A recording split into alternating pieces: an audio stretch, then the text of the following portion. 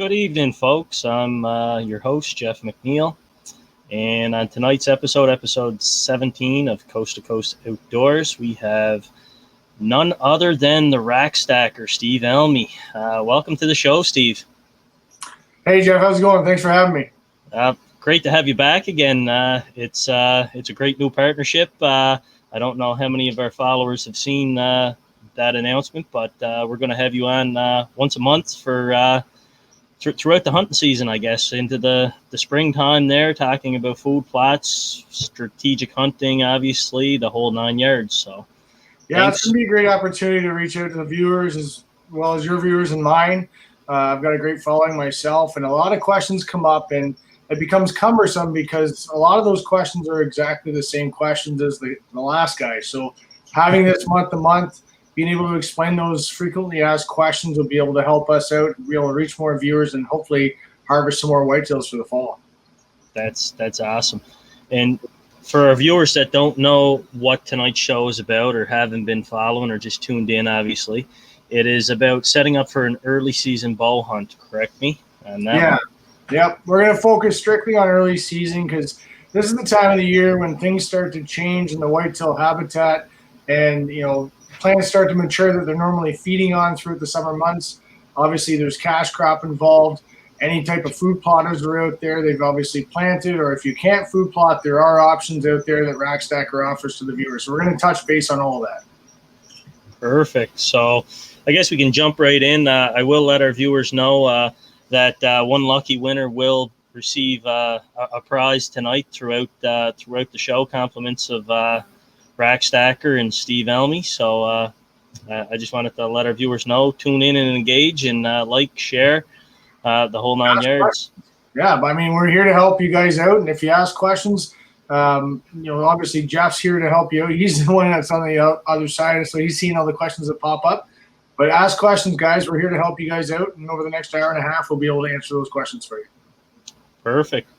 So, Steve, what tips work for the early season bow season? Obviously, are we going to be speaking specifically to bow, or are we going to leave it open to all topics, all weapons of choice?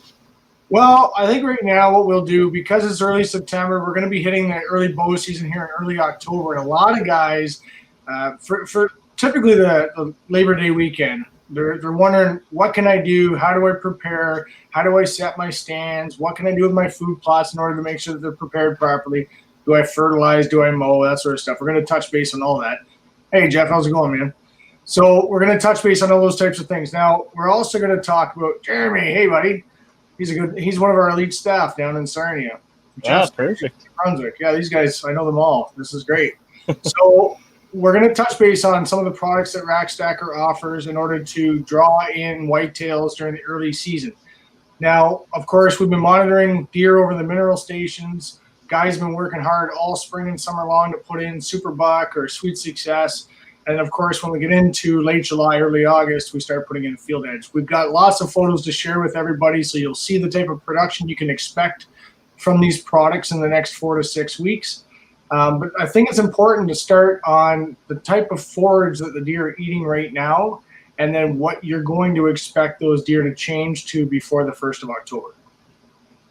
Perfect. So, I don't know, Jeff, cut me off anytime you want. I'm going to start with, first and foremost, perennial food plots like the Super Buck. It's got 7 different types of clover, 2 types of alfalfa, bird's foot, trefoil, and chicory in it.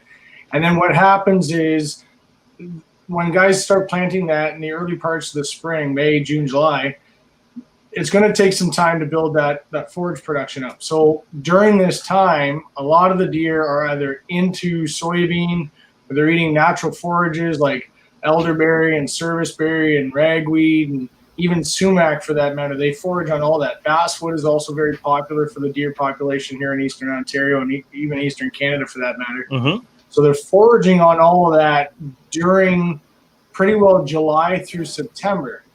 Now, while in my travels, I traveled up to Aurelia today, and on my travels home, I noticed that there was a lot of soybean fields that were actually going yellow. This is when the beans are starting to mature. Typically beans are 110, 120-day-old beans, and they start to mature. And what happens is they lose the nutritional value because all that value goes towards the bean pod. So deer come right. It's like eating a stale loaf of bread, if you can think of it that way. So what happens is the deer don't like it. It's stale. They try and find something a little more productive for them. That's when they start turning to alfalfa hay fields, clover fields, superbuck. So if anybody out there has planted superbuck or walk and toss, which is our two main clover-based products, if you planted them, get your trail cameras onto them, because that's when you're going to start seeing a lot more deer pile into these perennial food plots prior to the frost. Now, Steve, would there be any? Would you see more does and fawns this time of year in Ontario and Eastern Canada than you would bucks, or would it be a mixture? I'm going to split it in two. So first of all, during the summer months, we all know that fawning season happens into May, early June, sometimes into July, depending on when those does were bred. So those does want to be left alone. They're typically by themselves. You'll see trail camera pictures of does and fawns together. But those bucks, they're in separate bachelor groups. So on my property, I own 88 acres in southeastern Ontario. And traditionally, because of the human population around my farm, I get a lot of does and fawns that tend to hang out on my farm. I mean, I might have 3 or 4 does and probably 3 or 4 fawns that are hanging out here. I often don't get antlered bucks. However, I have seen some absolutely record whitetails show up on my emails and my Facebook from guys, and I'm very confidential with anybody that shares photos, so I won't tell you where they are, who they're from. But I will say there's some giants out there that are going to get harvested this year, and they're feeding on protein. They're trying to get their antlers developed. And I actually seen a post, I think about 2-3 days ago, from a good friend of mine, Kip Adams from the Quality Deer Management. He's not far from us. He's about 3 hours south in Pennsylvania. And he actually has velvet coming on right now. So you can expect to see hard antler probably in the next 7 to 10 days. That's when the testosterone level changes in the antlers. A product that we offer called Glory, if you've been feeding the bucks Glory all summer long, that Glory is stored in the skeletal system during the growing stages, so that when they go through that, what they call antler matrix, the antler matrix is where they go from proteins in the antler to hard antler, and it derives all the nutritional value from the skeletal system to go into hard antler. And that's going to happen in the next week. Wow. So going back to what you asked, what to expect on food plots. So you're going to see younger bucks start to separate from the older bucks. The older bucks are obviously a little slower. They're kind of like the grandpa of the herd. So you're going to get younger bucks cruising in and out, just checking stuff out. They're going to start sparring in the middle of the fields mid-September, prior to the early frost in October. But those super buck and alfalfa fields are where you're going to find those deer trying to forage and put on as much fat before the rut. Gotcha.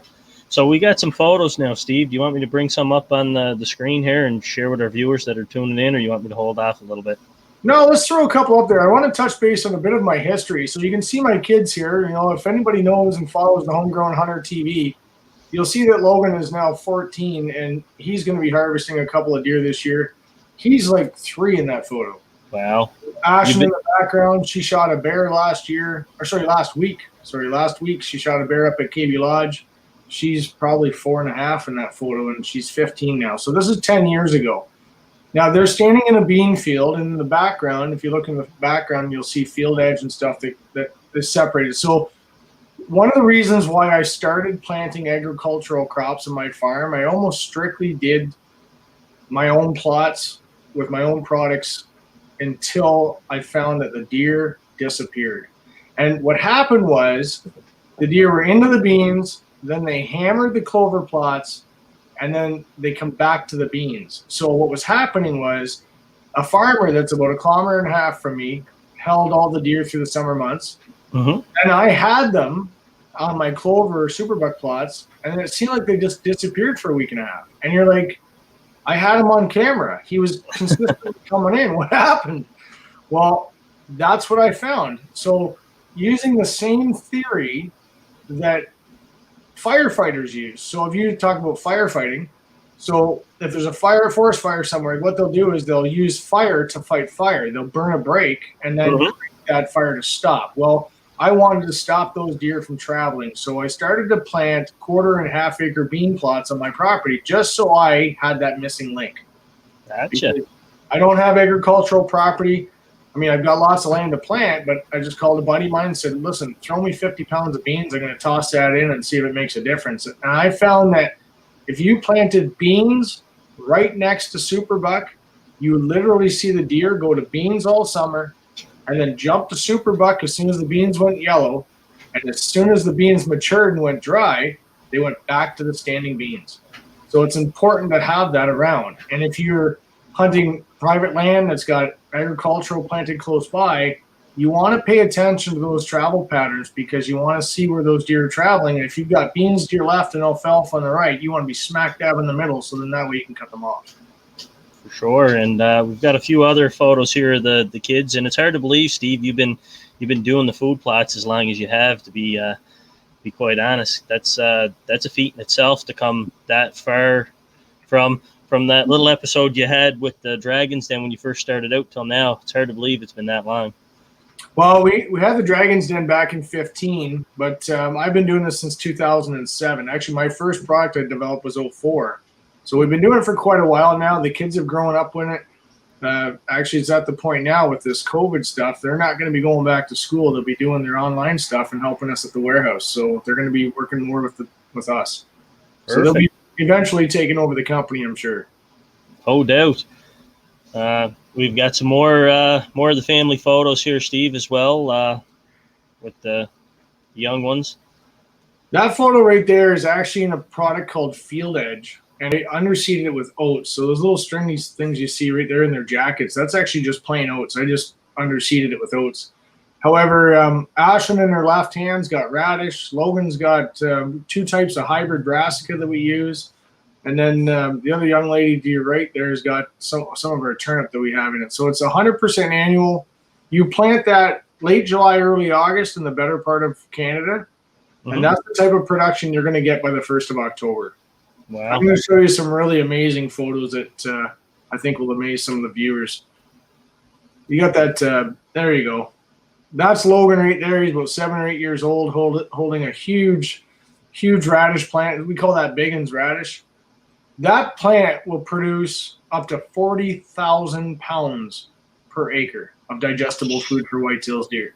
So when you plant that in August, it'll grow up in about 65 to 70 days. You're going to get tons of forage, and you're going to have, once the frost hits that, the deer just pile into it. It's awesome. Perfect. And he's actually, hold on there a second. He's actually standing in a superbuck plot. So that's the clover underneath. You can see all the clover and chicory. So that's superbuck, and then he's holding the radish. So again, that's a combination planting. So instead of taking a 1/2 acre and planting it just in one product, cut the field in half, do half superbuck, half Field Edge, or half Biggins radish, and you'll get some big production. And the deer literally go from one side of the field to the next, and they don't have any reason to leave. So produces results, obviously. You keep them around all year. Like I know here in Atlantic Canada, a lot of us guys, it's on the mainland area. It's carrots and it's apples for the most part, predominantly. Some guys use the Rack Stacker products, which puts them in a field of their own, obviously, because some guys in the mainland have their own food plots and that, and it doesn't matter if you're a guy that uses apples or carrots. They're going to go to something new with more protein, obviously, than what the traditional method was, obviously. Yeah, well, I'll be honest with you, man. I throw everything but the kitchen sink at the deer. I throw corn, I throw apples, I throw my own feed, I throw molasses, I throw carrots, everything you can. I throw bales of alfalfa to cover up my grain so the birds don't eat it. So don't limit yourself if you. Like, I'm not saying you have to buy Rack Stacker all the time. It's just another piece of your arsenal that you can put out there that's going to help those deer. And the more offerings you give them, they're not like a cow. They will not just stand in one spot and eat. They're going to naturally forage. I can't begin to tell you how many times I've seen deer that come in and get a mouthful of feed, and then walk over to a tree and start chewing on its branches. Well, they need its fiber too. So they're natural foragers. This is just one. Hey, Danny, there's just one more thing that's going to draw those deer into your stand. And the more pieces of the puzzle that you can add to it, the more opportunities you're going to have to harvest a good whitetail. For sure. And Steve, you, like you said earlier, this is a family affair. So not only do you guys do the food plots and the harvesting, but you hunt as one family. Obviously, you've got the kids involved, you've got the wife involved. It's truly a unique aspect, because most times it's either all business and no play, or play and very little business, obviously. And you guys manufactured it so that it encompasses everything. Like I said, 10 years ago, my kids were running around just tied to my hip doing food plots with me. Logan was falling asleep on my seat while I was driving the tractor, putting in plots 10 years ago, and they've grown up with it. And now Logan, he hasn't had an opportunity to harvest a deer. Ashton shot a deer in a bear already, and she shot a double turkey this past spring. We've had a really good season so far, and I have a notion to think that Logan's going to have an opportunity to giant someday, and he's going to trump us all. that will come in time. But yeah, last year Selena shot her deer, and what we try and portray is the fact that it goes back to my television show. My wife come up with that name, the Homegrown Hunter TV. Mm-hmm. And it's truly because we're a homegrown family. I grew up on farms with my Uncle Chris, and she grew up on the road we live on. She's been here 40 years, 39. I better say 39. She get me in trouble. So we've been in the same area. I don't come up with a hunting background, and my background is animal nutrition. So when I started to develop these products, I never would have thought that we'd be developing products strictly for the hunting business, but it's a great opportunity to provide for my family. They get out there and harvest, and they've helped with butchering our game animals, and it's a family affair for us. And that's what I think I love about it. My wife's very, very proud of it. My kids absolutely adore it. So it's a good opportunity for us to share a lot of family outdoors. Perfect. Yeah, so I've got a few other photos there, but we'll save them throughout the show, obviously, Steve, because then we, unless you want me to bring up the next photo, which is a fawn and a doe, obviously, in the field. Well, let's touch base on that. So that is, excuse me, that is a staging area that we refer to as the coon trap. That's on the Rackstacker farm. They're in there feeding. It's actually between the bedding and the destination food source. So going back to the subject at bay here for the conversation, early bow season is really challenging when it comes to harvesting a big deer when you're in an area that holds a lot of does and fawns. But we all know that once the rut kicks in, those bucks separate and they start spreading out. You can get random bucks show up at any given time. Mm-hmm. So when you're trying to harvest an early buck, maybe you have an early doe tag. And if you do, I highly encourage you to shoot a doe early. If you shoot her early, then that way, for one, it lowers the doe population to help those bucks breed at a regular time. And it also allows those bucks less stress come to November when they're hard into the rut. So if you're going to harvest a doe, harvest her early. Don't harvest her while she's knocked up. I'm sorry. Pregnant. I let that one slip.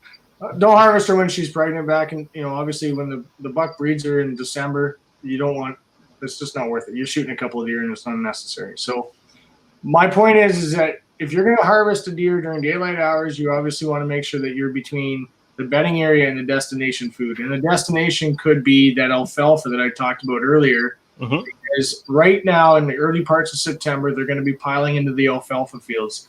The last couple of weeks of any type of perennial forage, the farmers are going to cut their last cut of alfalfa, and the heat of the September month is going to allow the perennials to come back more vigorous.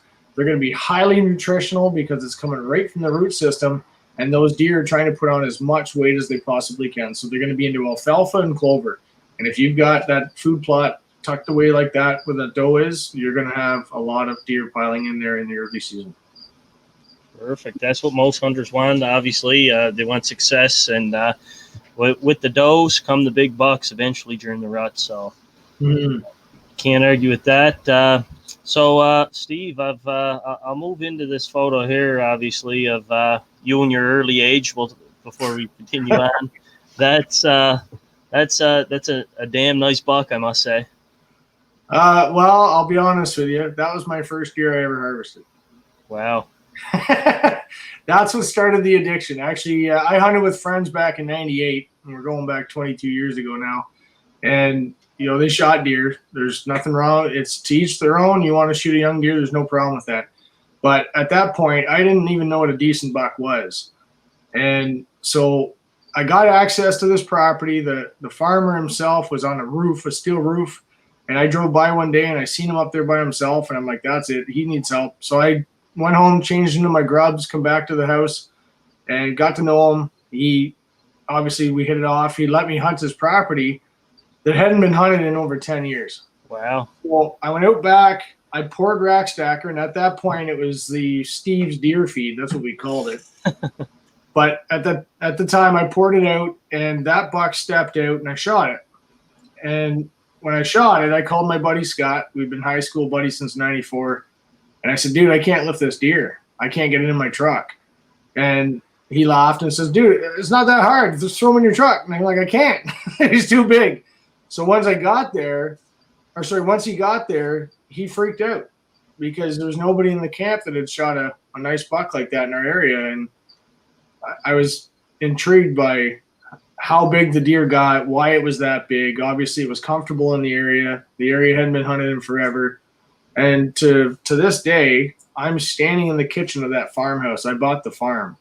Wow. So the older fella let me buy the farm off of him, and I've been absolutely addicted ever since. So that's my first deer. There was no skill involved with that. I literally poured rack stacker out and shot him. So it was great. That's luck. Yeah, like literally luck. But that's what started the whole thing. And as I got more addicted to why that deer was the way it was because there was less hunting pressure. Obviously there were some hunters around, but it wasn't that aggressive. And sure enough, 5 years into that, I shot a couple more good deer, and it started to kind of domino from there. Perfect. Now, I guess moving along there, a lot of people, I guess, would say early season. What additional tips would you offer them around, I guess, the food plots, the tonnage of food, obviously, that a deer would consume during that period, Steve? Okay, so when it comes to myself setting up, I typically, on Labor Day weekend, I'm going to start with the food plot portion, then I'll start into attractants and stuff. So Labor Day weekend is the weekend that I bush hog all of my food plots that are perennial, not your annual plots, just your perennial plots. It goes right back to what I was saying about the farmer cutting the last cut of alfalfa. It stimulates growth. And because they're going from the beans into the alfalfa fields and the clover fields, they're going to start migrating into that area. And when you cut it in September, it gives the plants 4 weeks of growing prior to the boat season. The more that grows, the warmer the September weather, the more vigorous it gets, and the more tonnage it produces. Now, with that being said, depending on the size of your plot, my clover plots can be a half acre to 2 acres. And when you're planting that big of an acreage, one white-tailed deer, a mature buck that's 300 pounds, needs to consume 9.1 pounds of food per day. Wow. So when you think about taking a bag of rack stacker and pouring it on the ground, that's just a small piece of the puzzle. Like, they've got to eat tons of forage. They've got to eat lots of clover. They're traveling consistently. You've got to make sure there's lots of food sources out there. But the biggest key is making sure that you've got higher production food out there. And that's where the food plots are really beneficial. And we'll touch base that, we talked earlier when we first started that we're going to be doing this on a monthly basis. Mm-hmm. If any of the viewers that are watching right now that want to actually consistently tune in, we're going to talk about food plots in March so you can get yourself prepared for the upcoming season, and we'll walk you through those steps of getting perennials. But as of right now, for baiting, I typically put in a protein block. I also put in some rack stacker original, but I find it's a little too early right now, only because there's still lots of green forage out there, and all you're going to get is a deer traveling past the camera. They're not going to be feeding on a lot, so don't get too carried away with putting a lot of product out right now. it's great to put it out, put a little bit out, but don't get carried away. I know guys that'll go out and dump 2-3 bags, and that's just, you're going to feed all the small animals and not the deer that you're looking for. So just hang tight a couple more weeks, and then when you get into mid-September, when the temperatures drop to below 10 degrees, you're going to find a lot more deer showing up on your cameras. You're going to find a lot more deer showing up at your feeders. 90% of those trail cam photos are going to be bucks. Like the does and fawns will feed her all the time, but those bucks are just going to be cruising by. They're literally just checking out the new territory. They're smelling, they're scraping, they're rubbing. You're going to start seeing trees all rubbed up and destroyed, and that's because the hard antler's on. They're starting to build their neck muscles up. They're trying to kind of develop their own territory, and that's when you're going to start seeing a lot more activity in mid-September. That's when I start feeding heavy. That way, when you get into the feeding heavy, you're going to draw more deer as they start to separate, and you're going to hold them on your property that you want to start hunting. That's one of our elite staff. That's Shane. He's up in Sudbury. He harvests deer every year over Blaze Mineral. That's another great product you can use to pour on a stump. Very, very simple to use, and that's Shane's go-to every season. Wow, nice buck. Yeah, another Central Ontario deer. Jeez, so I know we had the layout there, Steve, on how we were going to run through, and we may have jumped around a little bit there with my question there that may have thrown us off. So we've got some other photos there. I don't know if we're at that point yet for me to bring them up where you're in the field, obviously, and you're bush hogging or weed eating some of it there. I think that might play into the next part of the strategic aspect of an early bow season. Yeah, so if you want to throw the weed eating there, when I say I'm going to bush hog my plots, you need to understand that when I say bush hog, you may not have a bush hog or a tractor to do that. This is me. Well, look at the date on it. What's the date? 09. So 09. 09. So we're talking 11 years ago. I had no equipment. I had no bush hogs, no tractors. And this is in the plot that we actually call the horse's pasture. It's on our Rackstacker farm. That's actually where I shot that buck. And I'm just weed eating it down, literally cutting it like a lawnmower. And I didn't even have the lawnmower at the time. So I weeded it down. You're going to cut it to 4 to 6 inches. This is your perennial forage. And then it'll allow a couple of weeks for it to come back. And that's when it's going to be lush and green and the deer are really going to focus on it. So when I say bush hog, if you don't have one, don't undermine it. You have to be able to use the equipment you have available to you. And if weed eaters is all it needs or takes, then by all means use a weed eater. Mm-hmm. Well, that should answer the question, because time and time again, I hear from a lot of people that say, well, Jeff, I don't have equipment for food plots and that, like a bush hog or anything like that to get stuff done. And really, they don't, like you said, Steve, they don't need that. They could utilize the tools that they may have access to, like a weed eater or anything like that. So. Well, I find with the guys over the years, I started from scratch too, man. We all have to start from somewhere. That's how I started, and obviously I've upgraded over the years. Once you start seeing the results, you're going to want to expand. So, you can put that into your personal budget and say, okay, next year I'm going to get a zero turn or a regular lawnmower. I actually broke 3 lawnmowers in a 5-year pattern, destroying them over rocks and trying to cut I don't have time to weed eat a half-acre plot all the time, right? So, plus it's exhausting. So I ended up getting just a regular lawnmower. I bought it from an old used lawnmower place not far from my house, and I beat it all up. I just chewed it up. You just want to be able to scar the top of the food plot. It'll regenerate and come back, and that's going to be the biggest pull for the early season for deer. Perfect. There's a little bit later. That's actually field edge next to beans with a couple strips of corn. That's getting real complicated when it comes to food plotting, but I'll tell you, that is a gauntlet when it comes to killing deer in the fall. So I got beans and corn on the right, and then there's a strip of corn right in the middle before my blind, and then right through the whole center of it's all field edge there. And now there's another bean field to the left there. So it's all stripped out. They call that a hub and spoke design. This is only 1.5 acres. It's not that big, but if you can break it up, think of it this way. So when you're planting a food plot and you want to create more food and more cover below 6 feet, that's the biggest goal right there. And that's how you're going to get deer into daylight activity. So when you're planting a product I call CWTF Turkey Blend, it's from the Canadian Wild Turkey Federation. I developed it strictly for them. And it's a tall growing, it looks similar to corn, but it creates a wall. So you can put strips into your big open area.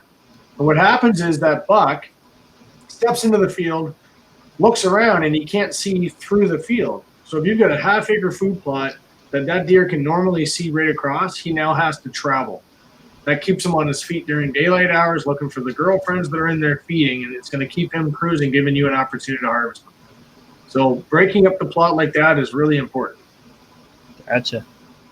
So we've got some other photos in that too, but I guess we're how are we doing for time here, Steve? So we're at about the 30-minute mark. So I guess I'll leave this up to you if you want to do a random draw here for one of the viewer comments, obviously. I'm going to show you something here, guys. It's brand new this year. Rack Stacker has teamed up with a Canadian company to develop some new Rack Stacker apparel for the upcoming season. We've got them in multiple colors, including Hunter Orange, and I'm about to show you what we're going to give away to one lucky winner. Now, in order to win this prize, we need you to like and share the comments to Coast Outdoors. Share this podcast to your video or to your Facebook or social media following, and ask them to watch it through, and you get an opportunity to win one of our new Rack Stacker hoodies. Now, this is not an inexpensive hoodie. This is high performance. Now, this is olive green. This is not the color you're going to get. This is my daughter's sample. But these are made of high-quality twill. There's 45,000 stitches in multiple different colors, and it is extremely comfortable. We've got multiple different colors. Once we get done this, Jeff and I will talk about who liked and shared the video, and then we'll reach out to you, get an address, and we'll mail one off. But if you're interested in any Rack Stacker apparel, we're going to have them at the Rack Stacker website. There's select dealers across Canada. If you go to Rack Stacker and click the store link on the top right corner of our website, you'll see all the stores available coast to coast. You can certainly request the hoodies there, or we're also going to have them on Amazon.com. So you'll see the store locator on the far right. You click on that, you'll see all the dealers. Jeff will scroll down and show you we've got lots of dealers across Canada. We're just shy of 1,300. However, we're going to have it on Amazon as well. So if anybody shops on Amazon and they're looking for a Christmas gift, I'll show this real quick again. Rack Stacker's new hoodies. These are sexy if you want to look good in your party next January, doing double shots with your buddies. That's what you're going to want to be wearing. But yeah, you can see we sell to all major outlets across Canada. Lots of independent hunting shops, Home Hardware's, Canadian Tire, Tractor Supply, PV Mart out west. We've got some in the U.S. as well, Wisconsin, Minnesota. So there's lots of dealers. If you want hoodies, by all means, reach out to us. We've got them in Hunter Orange, green, gray. We've even got women's black, women's pink, and women's purple. So we didn't forget you, ladies. We love you too. Perfect. And you know what? That's awesome, Steve, because some lucky viewer will get to sport one of those hoodies. Like and share this podcast. Like and share. So, and for anybody else that is viewing and whatnot, if you're looking for Rack Stacker apparel, Rack Stacker gear, check out the website. I'll highlight it here. You'll see it there. Rack Stacker rack-stacker-inc.shoplightspeed.com/gear. So, yeah, check them out. Lots of attractants, feed bags, hunting accessories, the whole 9 yards. So be willing to check them out. I'll cut you off for a quick sec. So the second tab in there, you'll see contest. If you click on contest, so you'll see those are actually stickers. So if you click on the sticker, it doesn't matter which one. There's one or a 12-pack. We're having a contest right now for trail cameras. If you've got any type of good deer, any trail camera pics that you want to share, you can submit them to my daughter, Ashlyn. She's got them all categorized. We've got 20 different winners that are going to win prizes, and the top prize is an $800 Savage Arms 243 Predator topped with a Vortex scope. It's a very, very nice gun. So if you've got some good deer coming into your trail cameras, get yourself one of those stickers off our website. We'll mail it out to you. We've got think 6 weeks left. We're going to give it away on the Tuesday after Thanksgiving. So there's lots of time to put your trail cam picks out there and get yourself a chance to win that Predator rifle. Perfect. And here, for those that have the decal, the sticker, Ashlyn's email address is highlighted here, ashlyn@rackstacker.ca. So there you go. All the full details for that contest is on the Rackstacker website. All the details of the prizes as well. Yep. Feel free to check it out. So yeah. So hopefully a few people will chime in on that, Steve, and maybe one of our viewers will chime in and do some purchases, and we never know, right? All you can do is try, man. We're just here to chit chat, have a good time, and hopefully get some guys encouraged with harvesting some good deer. Perfect. And Jeremy Brewer, thanks for the comment. Great info, Steve, and thanks, Jeff McNeil. So there you go. Where do we leave off there? We were talking, obviously, about strategic planning of food plots and blind placements, I guess. I guess that would be one of the next topics to touch on, Steve, if they were doing the early season bow hunt, whether it be ground blind or tree stand. Obviously, that might be something there that you may be able to add a little insight to as well.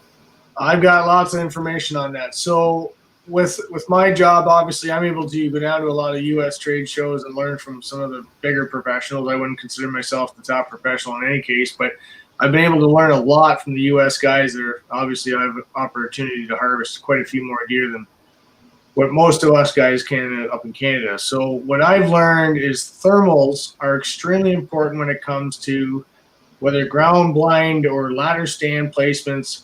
You need to make sure that your thermals and your windows in your direction are in your favor in order to harvest whitetail bucks, especially mature bucks. I'm not saying that any young yearling or 2-year-old buck isn't going to come downwind to you. It's obviously happened to many of us where you've had that. But if you're willing to harvest and hold out for a big whitetail buck and you want to shoot a big whitetail buck, well, he knows that land a lot better than you do. And a lot of it comes down to wind direction and thermal. So when it comes to early October, because the daytime highs can get up to 15 to 20 degrees, thermals tend to rise up off the ground. So if you're hunting in the mornings and you slide in, an hour before daylight, get into a tree stand. You're way better off getting into a tree stand because as soon as the sun starts to peak and your thermals rise, you're putting your scent up into the air above the deer's nose. It's reverse of that I find in the fall, in the evenings. So because of the dew and the heavy dew, it'll actually carry your scent down. So what I try and do is get tucked into a ground blind, either close to a food plot or a food source that you've put out there, apples, corn, carrots, rack stacker, whatever the heck you're putting out. Add lots to it, and they'll pick and choose what they decide on.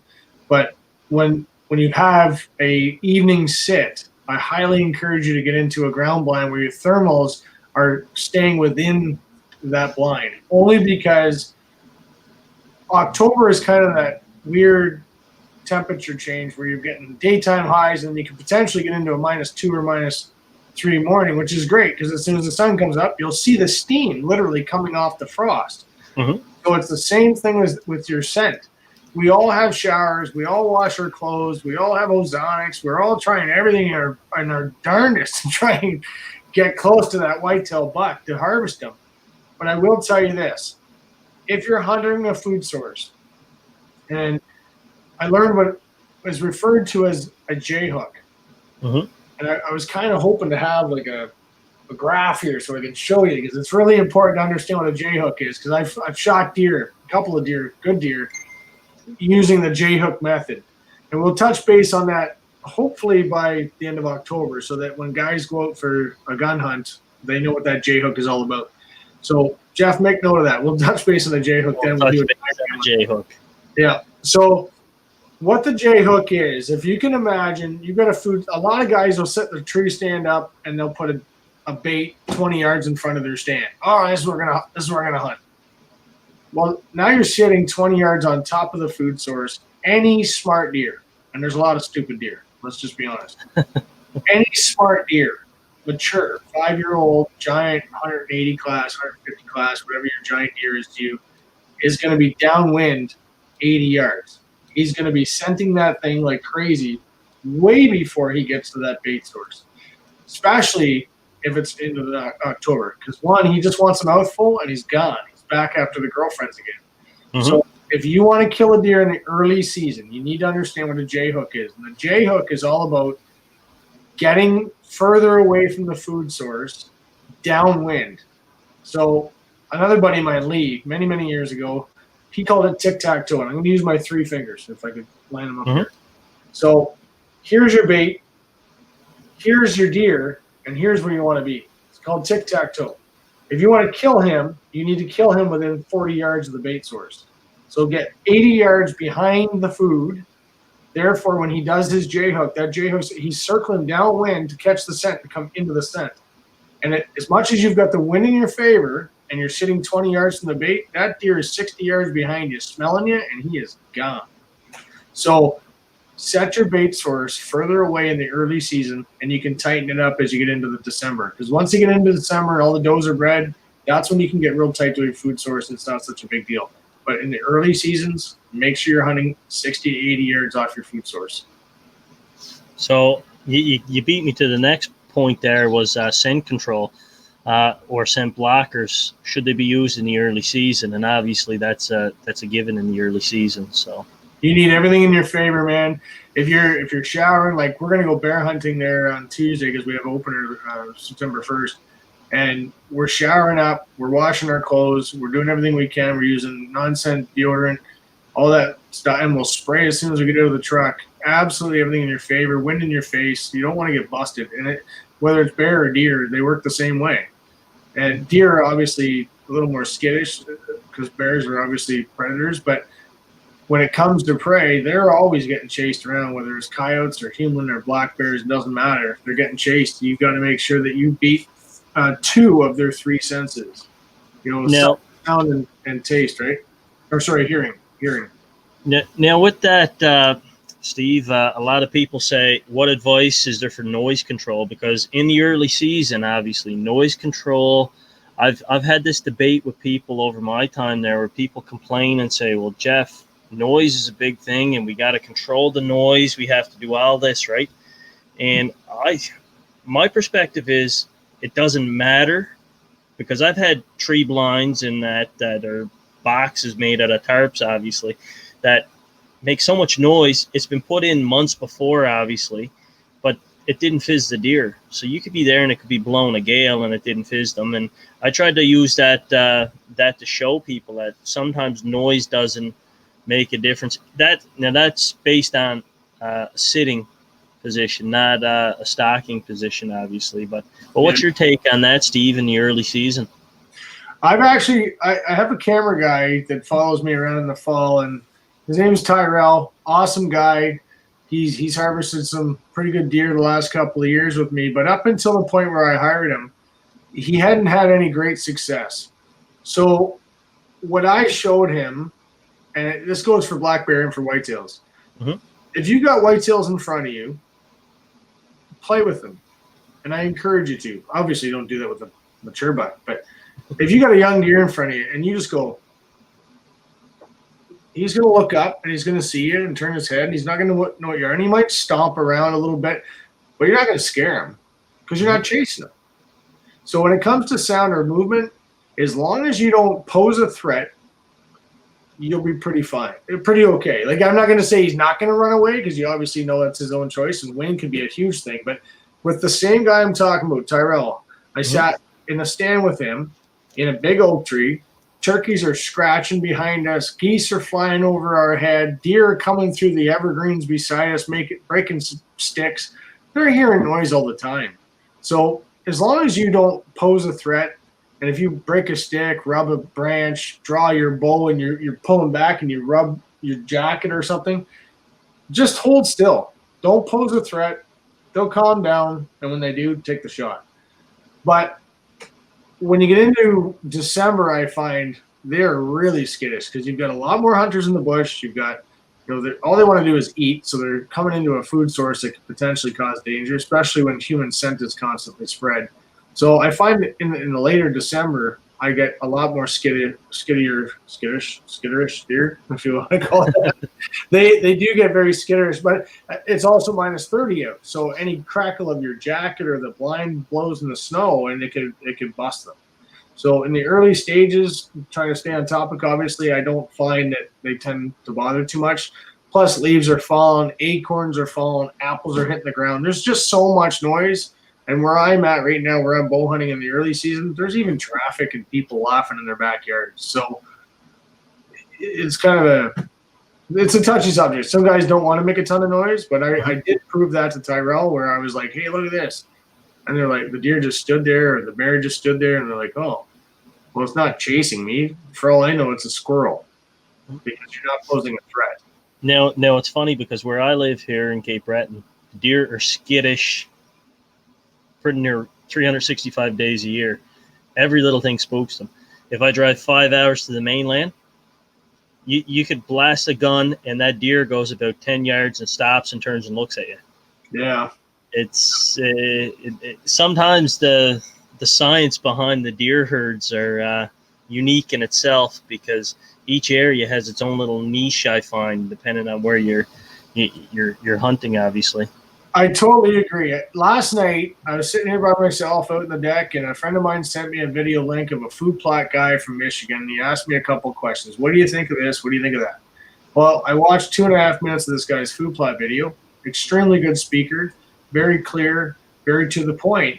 However, some of his comments were contradictory, because, for one, he said, well, food plots, Field Edge, he called them brassicas, it's my Field Edge product. So Field Edge, for instance, gets hammered in the early season.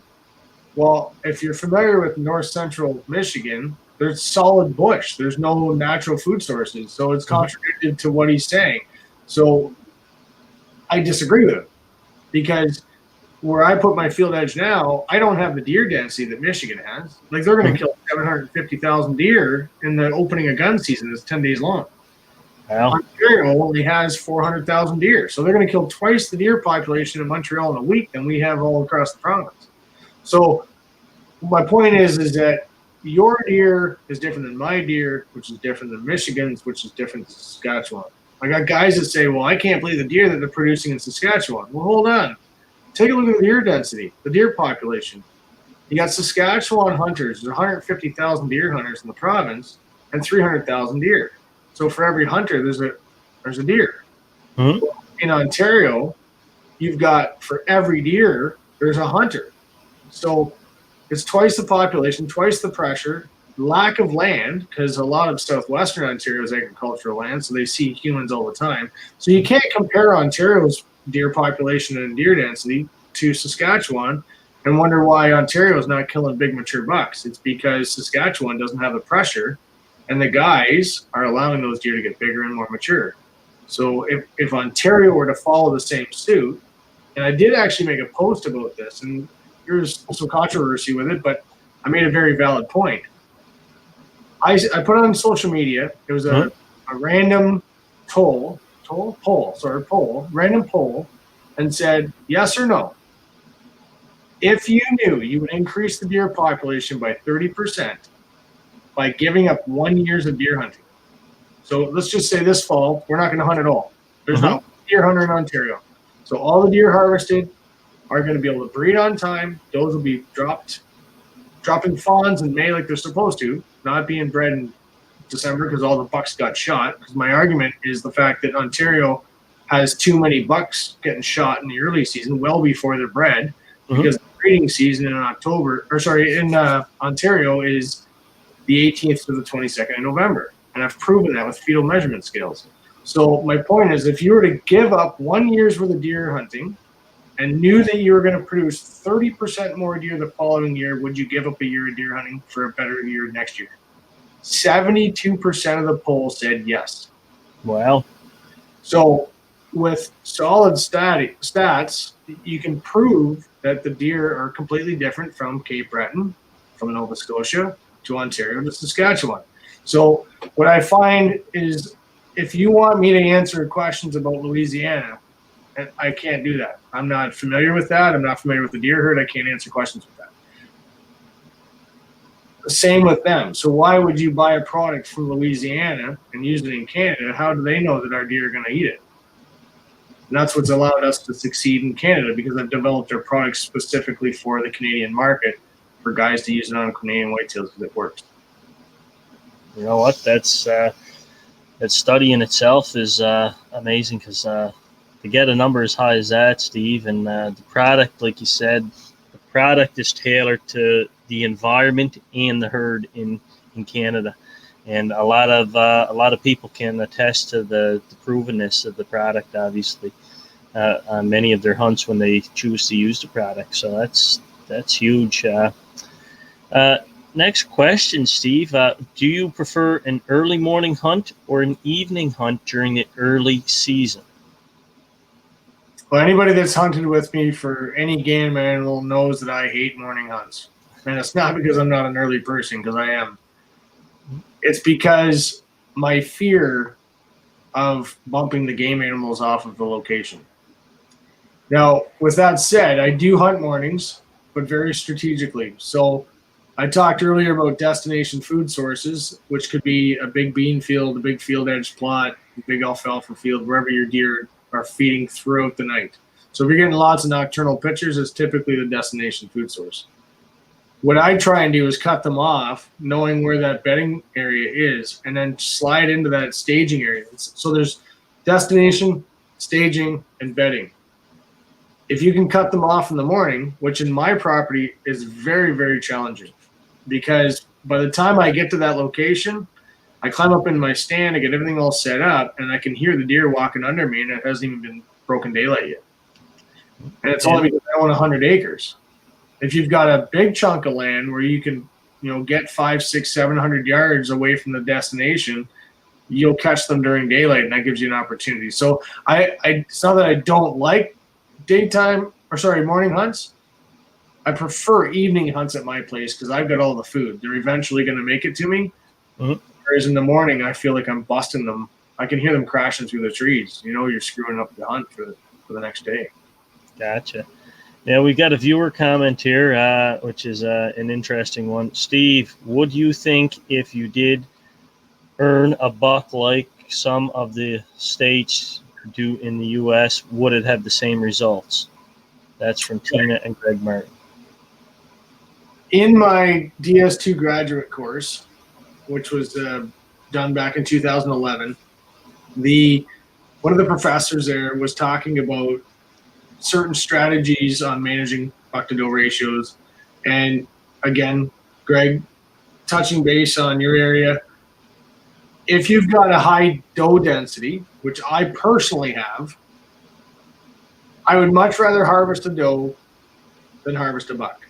And the reason for that is, and the easiest way to explain this is if you had, let's say, and at some point I had 15 does and fawns in one food plot at my place and not one antlered buck.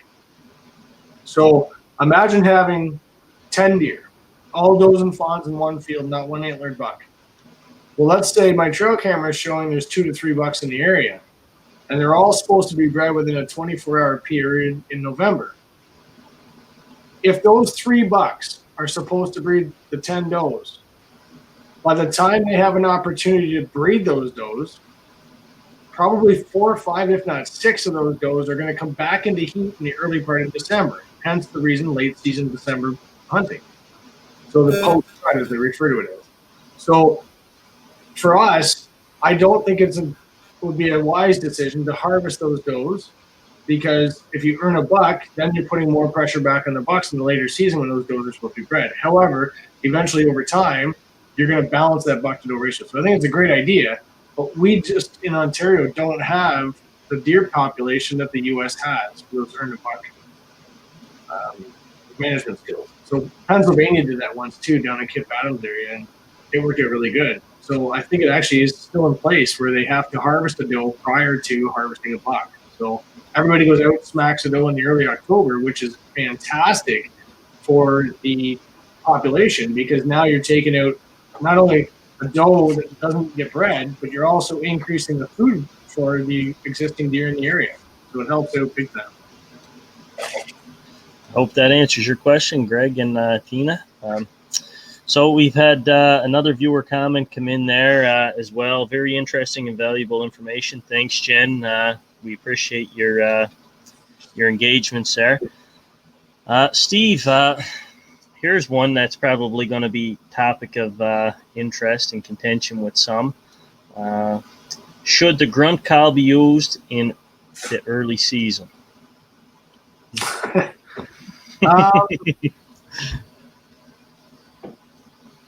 I don't. Not that I don't want to answer that, but I typically slide in early and don't do a lot of calling that time of year.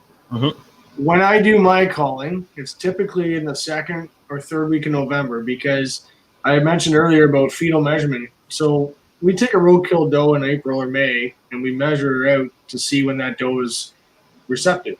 Mm-hmm. A lot of the time, those does were bred in the third week of November. So imagine the deer season opening up on the 5th of November. The bucks are harvested or whichever, hunting season starts and all kinds of bucks are being hung up on the game wall. Well, they're still not bred. So I find that calling in my neck of the woods here in Eastern Ontario is much more greater in mid-November and second week of November.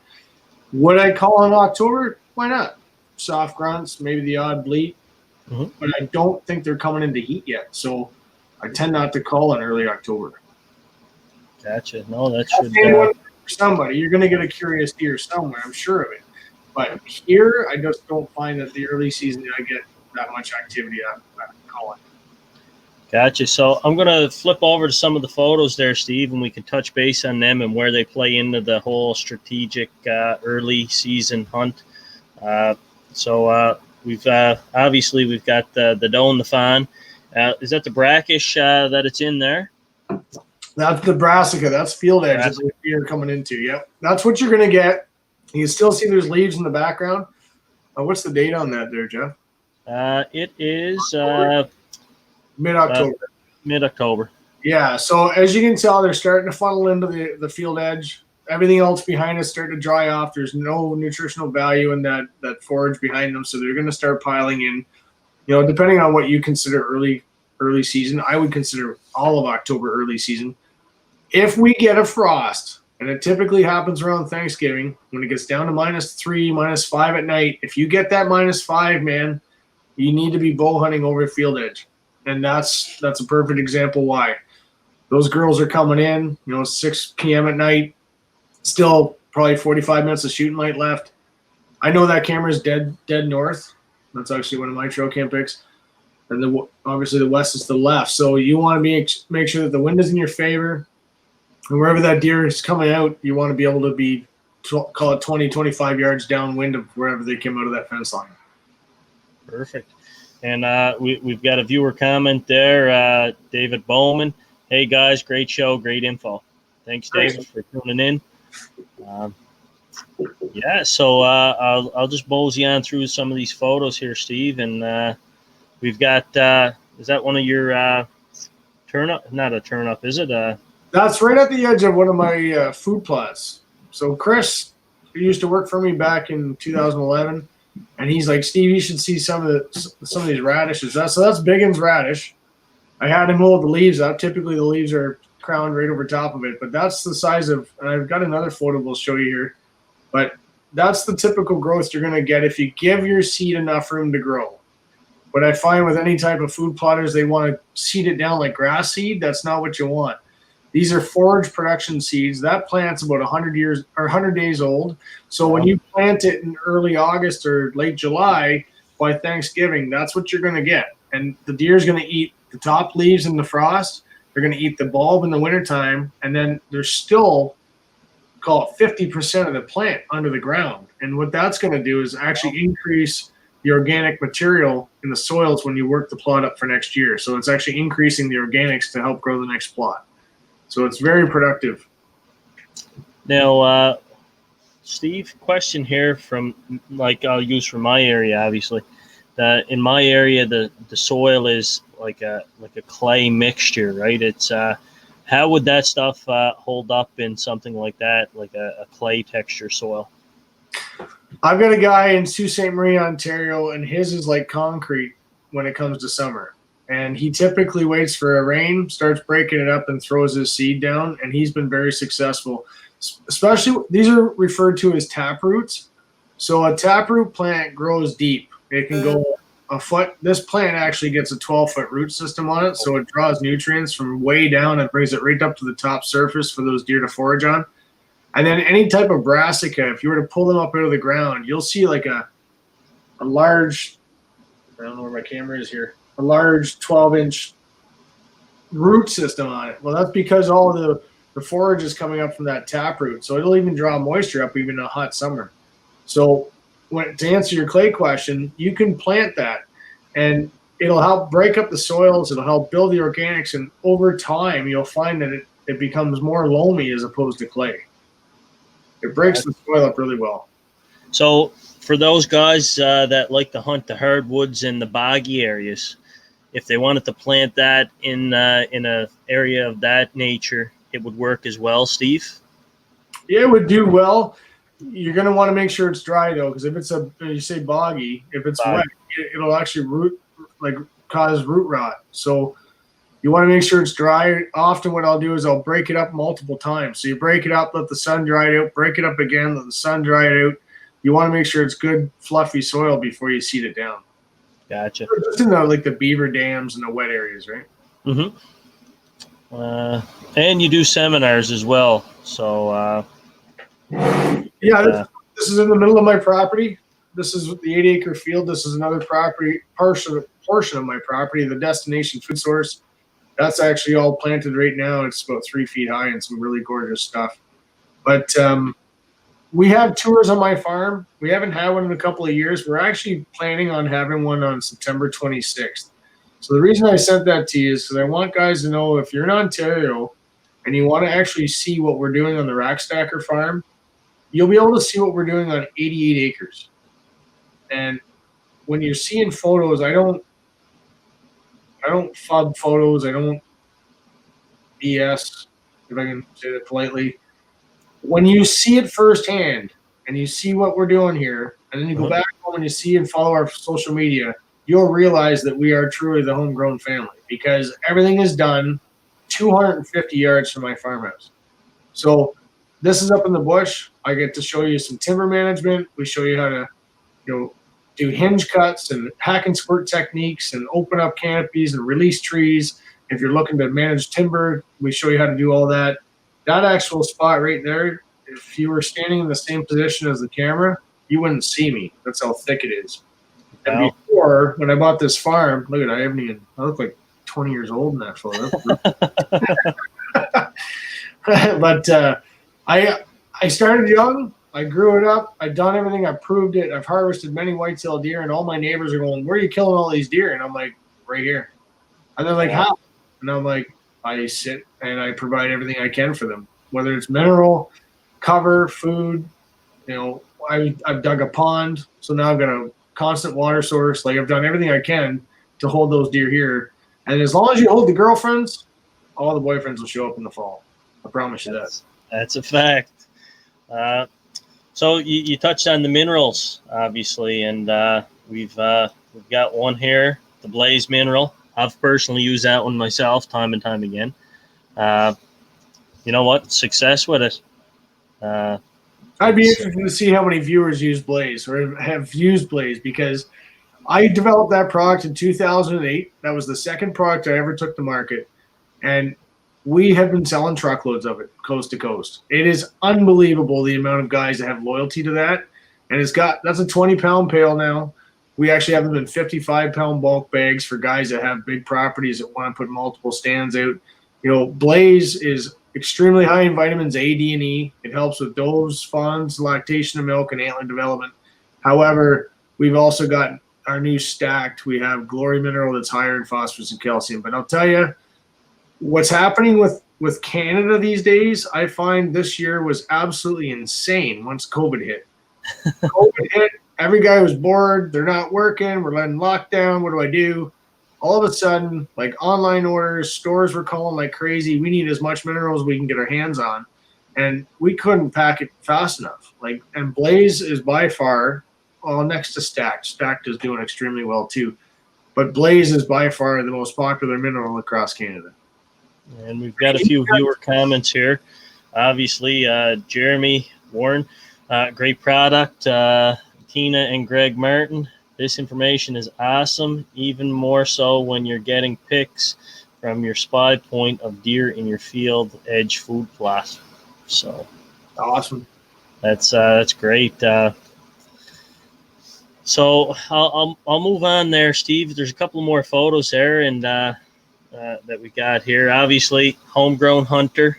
You have your own TV show. That in itself is tremendous. You do a lot there. Anybody that follows that, the truck looks good. They can visit HGH TV. So we're actually editing our third episode right now that's starting to air in January on the Sportsman's Channel Canada. So you'll see that. If you've missed the show or want to check out what we're all about, by all means, check out the website, hghtv.ca. But that's obviously my truck. Gotcha. I want to bring up the website here for the viewers online there that didn't quite get the URL. I'll bring it up here right now, so just bear with me. I know we've touched base on this portion before, Steve, but viewers they love to check it out, right? And with new viewers tuning in all the time, it's great to keep them informed and up to date. So here's the website, guys, hghtv.ca. There's tons of tips, tricks, you name it. Lots of great footage. Steve's got lots of sponsors as well. So I'll scroll through them here and whatnot. Feel free, check that website out as well as the Rack Stacker website we displayed earlier. Our kids are heavily involved, as you can tell. Logan's there pointing out a mule deer that we've seen in Alberta. But we've got the kids involved a lot. And my daughter's there on the spring turkey hunt. Yeah, we get the kids involved as well. Also waterfowl as well, youth hunt. Like, Steve, you're a busy guy when it comes to the outdoors. I must say, I don't think there's too much you don't you're not well versed on, obviously. So we sponsored many shows in the past. There's a lot of great shows out there, and I remember when my wife turned to me and she's like, "Honey, why don't you do your own show? Like, you've sponsored the shows do a great job, but then there's a ton of questions that follow, and this is one of the reasons why Jeff and I have agreed to do this podcast once a month. We're just going to touch base, kind of shoot the ball a little bit, and talk about different strategies in certain times of the years and what you can be preparing for your upcoming season." And that's kind of what the Homegrown Hunter is kind of portrayed. Our mission statement is about getting kids involved. It's about educating guys. This is not about Steve Elmy running around harvesting a pile of, bighorn sheep. It's not about me going to Pakistan trying to kill some crazy animal I've never heard of. That's not what it's about. It's about, the kids and I went on a squirrel hunt this year. We planted corn along the fence line strictly to go squirrel hunting. We went out and shot a bunch of squirrels. We brought in a chef, Steve Schuler. He's a freaking great guy. He's a culinary chef, and he come in and showed us how to properly prepare the squirrel, and that's all on the Homegrown Hunter. It's about guys that are out having it, not women too. The whole family. Get out and have fun. We went on a rabbit hunt this year. We shot all them. We did what was it? Marsala is a mushroom. Rabbit marsala, I think it was called. We did a cooking portion on how to cook rabbit and mushrooms, and I'm telling you, the food is amazing. And once you start getting into more of a diverse hunting aspect, it's not about me going to some big wig hunt. I don't care about that. I want my followers, my consumers, my customers to feel like, you know what, Steve's just a cool dude, likes to hang out like the rest of us, and we should have him out at our camp. And it's funny you should say that, Steve, because when I originally started this podcast, it was started with the grassroots, average Joe hunters, and Jill hunters, obviously. that family values, the whole 9 yards, where people enjoy it. It's traditional. It's hunting heritage at its best, to say the least. Um, it's you can't speak enough of that, obviously, and what you do with the homegrown hunter just unifies that, obviously. We've got a viewer comment here from Jason. Can't speak highly enough of all your products. So Thanks, Jay. So I'm going to bring up the few photos we have left here, obviously, Steve, which I don't think there's too many left, and I think we've near touched on all of the topics, obviously. Here's one of those radishes that we talked about here. So I know we've touched base more on food plot stuff, and if there's guys in there that have not food plotted, then we're going to touch base on a couple of products that you can use this coming fall that'll get the deer out in the early season. But I can't talk to you enough about the Biggins radish. This stuff will grow on a wet paper towel. It'll grow in the cracks of the sidewalk. The smallest bag we have is a pound, and it's $12. If you want to produce a lot of food for your deer, scratch the ground, throw it down, it'll grow, and that's the sort of tonnage you're going to get. So consider a food plot. Food plots this year have exploded because of COVID.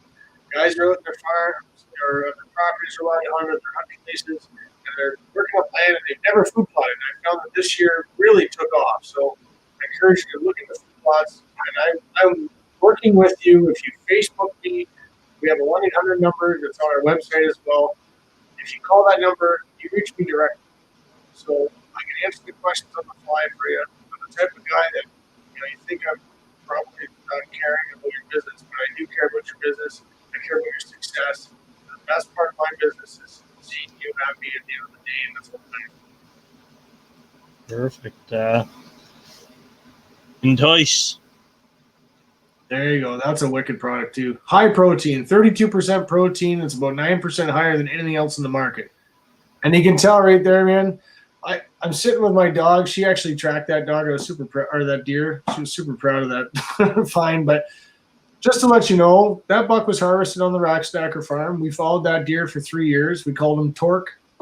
He's 128, 130-inch 8-pointer. I was more than happy shooting a deer like that. I don't need to kill a 200-inch whitetail. I'm just happy filling the freezer and hunting with my kids and doing a show to entertain you fellas. That's awesome. And the black lab, you got her trained for track. And how about shed hunting? She do any of that? She does. It's funny because she won't pick them up. She'll stand by them, and she kind of looks concerned because she's like, Dad, it's over here, but I'm not going to pick it up. So she's pretty good. I wouldn't complain about her, but.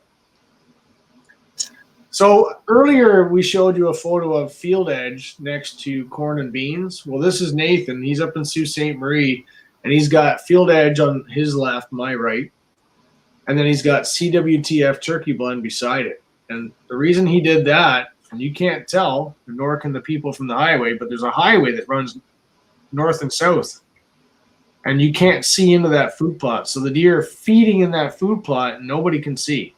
Nice. So it provides cover and food for the deer. And if you've got a poaching issue or maybe a food plot that's close to a road or a highway, plant CWTF Turkey Blend, and that's the type of height you're going to get. You'll never see the deer in there. Jeez, eh? It's awesome. And the spin-off effect there is it's good for turkey season, I guess, as well, eh? Yeah, so the reason we did that is because it's full of seeds, and as the snow obviously builds up in the wintertime, the turkey can start feeding off the top of the seeds. The deer will still feed from the seeds as well, just not as heavily as the birds. And then it also provides different levels of seed. So as the snow depth comes on and the seed starts to fall, the turkeys can feed on it. And obviously it's illegal to bait turkeys, but a food plot is considered an agricultural planting. So if you plant it the first year, plan to hunt over it the second year because it's actually agricultural planting. And you can legally harvest a turkey there. So that'll hold the turkeys until the following spring. Awesome. And we've got the protein block as well.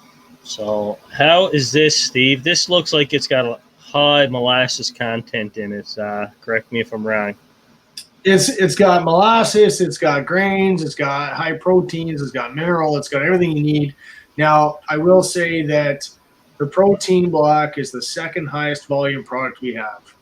We sell, I'm not going to tell you how many, but a crazy amount of them coast to coast. Everybody loves them because of a couple of reasons. One, they work.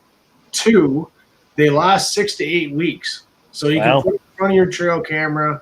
The deer will hammer it. Some chickadees and birds will land on it and do their thing, but it's not gonna disappear on you. You know, raccoons will paw at it, but they give up after a while because they can't break it loose. The deer will chew on it up through the winter months.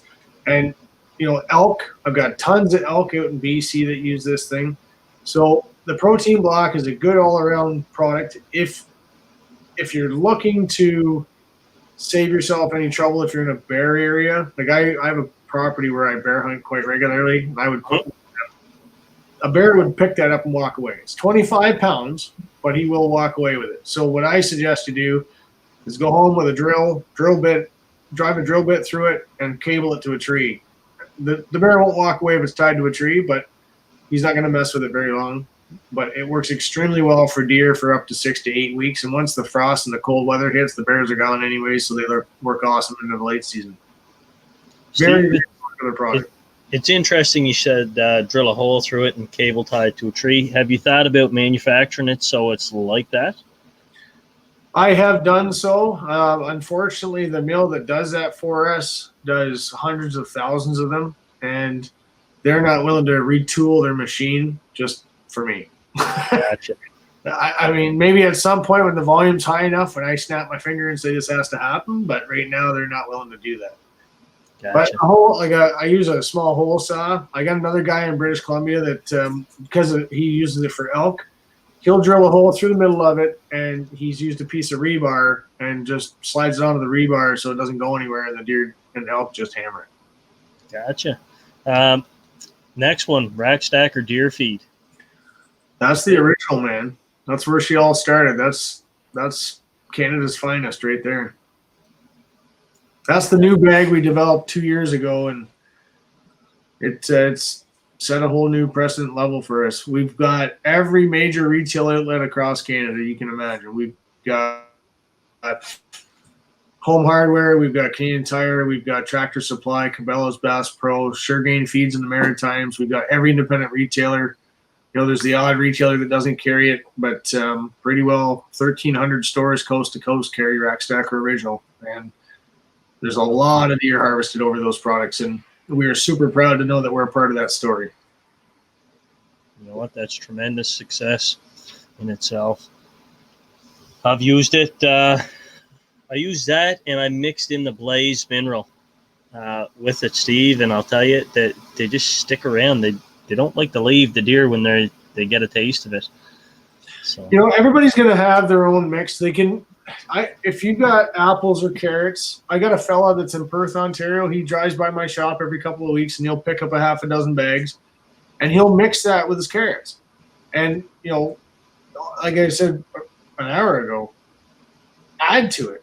I'm not saying it's the be all and end all. It helps everybody, helps the deer, helps the herd.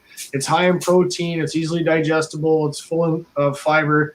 It helps the digestibility. It's full of vitamins and minerals. It's got vegetable oil and apple flavoring. It's got everything you can imagine for a deer, but it's certainly not the be all and end all. So I pour it on apples. I pour it down into alfalfa bales, and it slows the birds down. Sometimes you get a big flock of blackbirds flying through on migration, and all of a sudden you're out of a bag of deer feed. Well, what I'll do is I'll put down a bag of my original deer feed and then throw a square bale of alfalfa on top of it. The deer smell it, they like it, the birds don't like it. So the birds will leave the feed alone, and the deer will eat it through the night. So change it up, be kind of proactive in what you're using. If you've never used Rack Stacker Original, give it a try. I promise it'll work. It works awesome coast to coast. And we use it everywhere. It's all shipped across Canada. Guys love it, but don't just stop at that. Use some other stuff to add into it, because the deer are natural foragers. They're going to be feeding on all kinds of other stuff as well. Perfect. And we've got one of your buddies there with the protein block, obviously, and I must say that is an amazing buck. He has must have been in the rut, Steve, by the size of the neck on him, obviously, because he was a huge deer. This is Jeff. I've known him almost 10 years now, and he said, Steve, give me everything you got. I want to shoot this deer. He had that camera over Blaze Mineral for the whole season. When I say season, I'm talking like summer. So he puts his Blaze Mineral out in March like everybody else does, and as soon as the snow is gone. He had trail camera pictures like crazy. He bought slop and feed and blocks and bricks and all this other stuff. He put it all out there. And he said, Steve, I'm telling you, he walked out into the food plot and buried his face in that protein block, and he smoked him. So, record book whitetail right there, probably a booner, 170, Ontario whitetail, harvested over rack stacker. Best story you can ever imagine. And it happens every year. It's the best part of my job. That's awesome. We've got some more food plot photos here, Steve, obviously, that I got towards the end here in the sequence of photos. You want to touch base a little on this one? That's field edge in the front. Again, this is actually a slightly different angle from the photo where there's beans and corn and beans and corn. So this photo is facing almost dead west, and the other photo was to the left facing dead north. So you would have seen the blind up in the front. So you can't really, well, you can maybe tell. If there's corn on the left at the top of the screen, and there's a bit of a gap there, that's the beans in the gap. And then there's corn on the right, and then this is all field edge. So again, providing as much food, as much variety as I possibly can while still breaking up that acre and a half of food plots, trying to get those deer to travel as much as they possibly can. Gotcha. Again, another one of your, is this one of your pro staff, or is this just a customer in general? No, that's Tyrell. That's my warehouse manager right there. That's his best buck he's ever harvested. Early season October, and that deer was feeding in a perennial forage food plot. So that's your typical pre-rut buck that you're going to harvest. And he shot that deer, was tickled pink, and decided to share that out. So Tyrell, everybody that touches product out there, Tyrell touched every product that you're picking up off the shelf. He's the fella that's at the warehouse packing every order every day. Wow, eh? Yeah, I'm glad he's young because my shoulders are fried. Another one. The Blaze Mineral. Yeah, he shot that deer with Blaze. He's up in Sudbury, Ontario. Swears by Blaze. He gets moose and bear and deer all over Blaze all summer long, and that deer grew up on Blaze. He ended up harvesting that, I think, 2 years ago. Wow, that's something, eh? Now, the next photo here, Steve, is one that I'm going to bring up here. It's not one that you had sent me, obviously, but I figured it was worth the honorable mention because obviously this is aired coast to coast within Canada and the U.S., obviously. In Canada, it seems to be predominantly large when there's a Canadian person on the show, obviously, like yourself. And it went from Newfoundland to British Columbia. But what jumped out at me there today was one viewer, if I can bring it up here. Bear with me. Let's see if it's going to allow me to bring it up. Wasn't expecting that little glitch there. It should have... you want to do that, Jeff? I'm going to touch base on the viewers that are following us right now. Sure. I'm going to give away a hoodie at the end of this show. And if you're watching right now and you want one of these hoodies from Rack Stacker, these are brand new. They're absolutely gorgeous. I'll see if I can swing it in front of the camera here. These are 12 Rack Stacker hoodies. They're high performance. They're normally $69.99. We're going to give one away at the end of the show. All you need to do is like and share the Coast to Coast podcast that we're doing right now, and you get yourself an opportunity to win.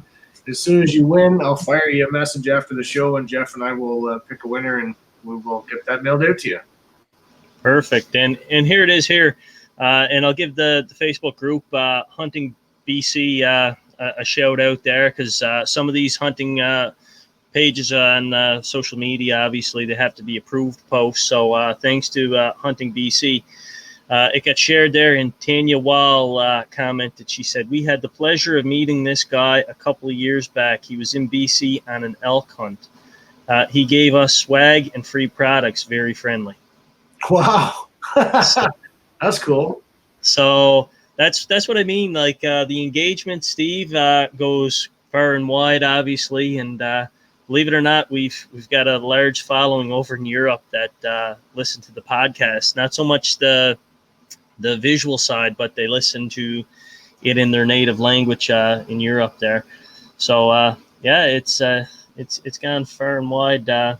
Oh, I'm proud of you, man. It's nice to see the Canadians are starting to show up in different places, and we're starting to expand in the United States, and we're looking forward to expanding the podcast opportunities too. That's one of the reasons why Jeff and I are working close together.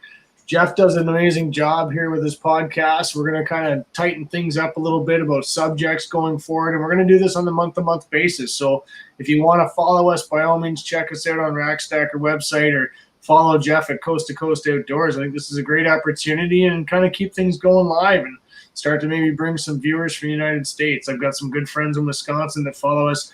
In fact, I seen Irv there, a buddy of mine from Iowa, and he, these guys have gotten to know me over the years and know that I'm a straight shooter, and I'm not going to BS you in any way that obviously nobody's supposed to, but you hear it quite a bit in my case. But I try and be truthful and be homegrown about what I'm doing and give you honest opinions on what I feel. And you know what? For the viewers there that may have just started to follow us, Steve, you were actually episode 6 when we originally rolled this out. So it was from there. It had some growing pains, obviously, because it grew faster than even I had expected. And currently, we're on 15 to 17 North American podcasts. Wow. We're on 2 in Europe that get dubbed over. So me and you will be displayed somewhere else from either the podcast audio extracted from this, or we may actually, I'm in talks with a fellow over there now where this broadcast obviously would be dubbed over into French and Portuguese and even Italian. So it's gone bigger than I had thought. And this, like I said, Steve, this started, like I told you in episode 6, this started to promote Canadian businesses and hunters, obviously, and anglers, anybody in the outdoors, obviously, across Canada. But it has grown to be so much more in the contacts that I have acquired from what I have done. Tremendous and awesome, obviously. So yeah, I'm very proud of you. Good job. So it's guys like you that are able to provide me with some content and some added insight to the viewers that they wish to see, obviously, Steve. So thank you for being loyal enough to partner with us moving forward and make this podcast a monthly ordeal with yourself and the Rackstacker products.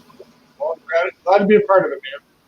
So if you have anything else, Steve, you want to add, I think we touched on the strategy. We touched on some food plot for spring and fall, obviously. I've got one question here that I think I may have skipped over, though, before I go that far. I do, actually. Should cut lines be used in the early season, obviously? Cut lines. Cut lines. So if they're hunting over a food plot, should people have lines cut there for visual so it's easier for deer? Shooting lane. Shooting lanes, yeah. Oh, okay. Well, so when you're shooting archery, you can shoot through like milo and grass, but when you're getting through corn stalks and stuff, absolutely make sure they're cut down. You don't want to be shooting through that. You can easily get deflected or slow your blade, or if you're shooting mechanicals, it can get caught up and deflect the arrow. It's not good at all. So make sure you have your shooting lanes cleared through corn stalks. But when it comes down to any type of food plot, low growing food plot up to 3 feet high, you're clear as day. Just take the shot, and that deer will be well above, his vitals will be well above the food plot that you're hunting. Perfect. That answers that, because that was one question I skipped over, and I just caught it there. We've got a few more viewer engagement comments. Are you working on any new products, Steve? Of course. Of course. We don't plan on slowing down in any fashion. We've also got some U.S. stuff that we're expanding into, so I've got my hands full. Typically, all of our new stuff is developed during the winter season, so January on. We've actually been testing multiple products in the past. Believe it or not, I've actually thrown out more ideas than I've launched because they didn't work in the field. Now, I've got I think I'm up to 21 staff members across Canada. So from BC, Alberta, Saskatchewan, right to the East Coast, we've got field staff and elite staff that test our products for us. So anything that I develop, I fire it off to them. They test the product in the field, and once they approve of it, then I decide to launch it and test the product. So anything new right now, we actually have a product called the Crown Jewel, and everybody's heard of the Trophy Rock. It's out of the Utah mines. Well, the Crown Jewel is a Himalayan salt rock. It's a 12 to 15 pound salt rock. It retails for $5 less than the competition that's out there. Unfortunately, we sold out in the first week I even launched the product. Wow. So I took the product. I said, here, everybody, this is what we got. And it was gone. So we're testing other stuff out there. We want to come out with, but we don't want to be, we want to be unique. You know, with our heavyweight moose mineral, we changed the formula slightly to make it better for the moose. So, you know, we're tweaking formulas that we have now, but tweaking them in a way that is going to benefit the herd and trying to keep our retails within reason. And our biggest thing right now is trying to keep the categories growing. When I say categories, I'm talking like food. So, for instance, people want deer feeders. We used to distribute Moultrie deer feeders, but because we're in Ontario and there's a lot of bear population, the feeders get busted up. They get smashed or they get knocked over and the bears eat the feed, and then all of a sudden you're out $200. Well, we teamed up with a company called Banks Outdoors, and Banks is a young company. Actually, the son is my age. His name's Rich. He's a great guy. His dad, Rob, is a CNC engineer, so he manufactures plastic mold injections, and they build injection mold feeders that are made of UV polyurethane, UV stabilized polyurethane feeders, and they guarantee it towards any damage. So they're not inexpensive, they're high quality, and they guarantee them for life. So if a bear destroys it, send it back, they'll fix it up and send it back to you brand new. Wow. And they back their product, and I used it last year. I've got my own feeders. I've got blinds coming in. In fact, I got a truckload of blinds showing up on September 8th here at the Rack Stacker property. So we got new blinds coming in. And instead of us developing new products, we're actually starting to support other brand industry companies similar to Banks Outdoors. And we also have a food plot equipment that we recently tag teamed with called Groundhog Max. And Groundhog Max is a piece of equipment with 6 discs on it that sits underneath any type of four-wheeler that's over 350. So it can sit on a side-by-side, it can sit on a Honda, it can sit on a Polaris, Yamaha, Kawasaki, doesn't matter. It bolts into the main frame unless you have a 2-inch receiver. And you can check it out on our website. It's under the food plot section. There's the Groundhog Max. There is one with a kit. The kit bolts onto a Honda or a Polaris because it has a different setup. So you can check it out online, and it's a reasonable price. It's less than $500, and you can put any food plot in. This thing's 46 pounds. Wow. You put it on your research, it'll chew up a half an acre in an hour, and you're ready to plant. So if you're looking for a small piece of implement, that's your best bang for your buck right there is the Groundhog Max. So for new products, we are coming up with new products. However, we're also teaming up with some really high-quality products to bring them to Canada so that we have an opportunity to use them ourselves. No, that's wonderful to hear. We have a viewer comment, wonderful show, thank you. And we have another viewer chimed in, me too. Yeah, there's a diehard food plotter. That guy's new to food plotting, and he's an absolute diehard right now. Sending me photos like every hour. You know what? That's what you want. Yep. You know what, Steve? Unless you got anything else you want to chime in with, or any other viewers want to chime in, I think we did extremely well for time on this compared to the last one. We hit on everything on the last. We were chatting all over. It was great.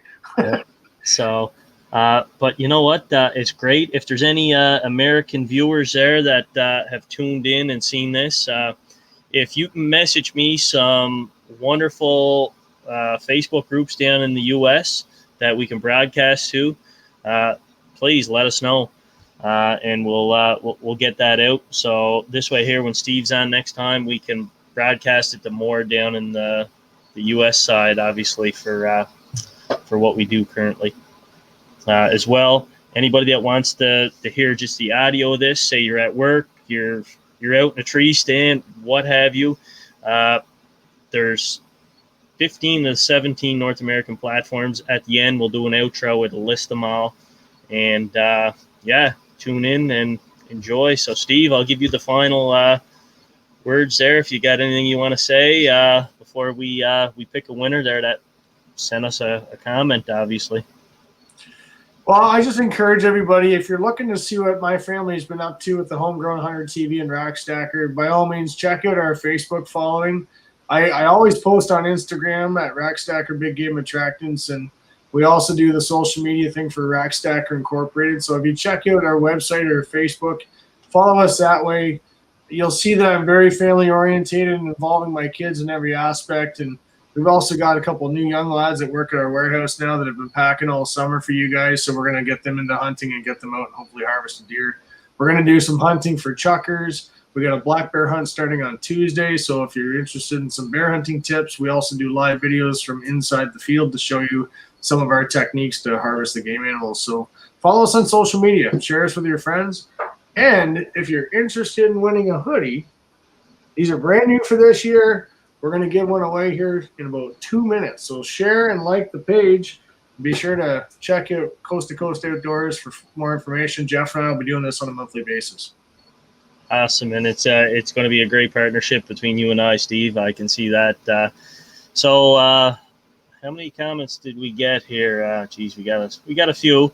We've got Jeff Rich, we've got Jeremy Warren, Jeremy Brewer, Erwin James,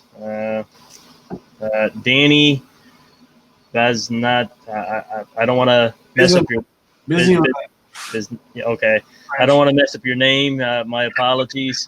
Eric, Lee Breton, Alex. We've got Tina and Greg. We've got Jen. We've got David. Yeah, we've got a few repeat commenters. We've got Paulette. And we've got Keith there. So I can display them, Steve, and I'll let you pick as you see fit. How's that sound? Yeah, they'll put me on the spot. So the guy's like, hey, he didn't pick me. So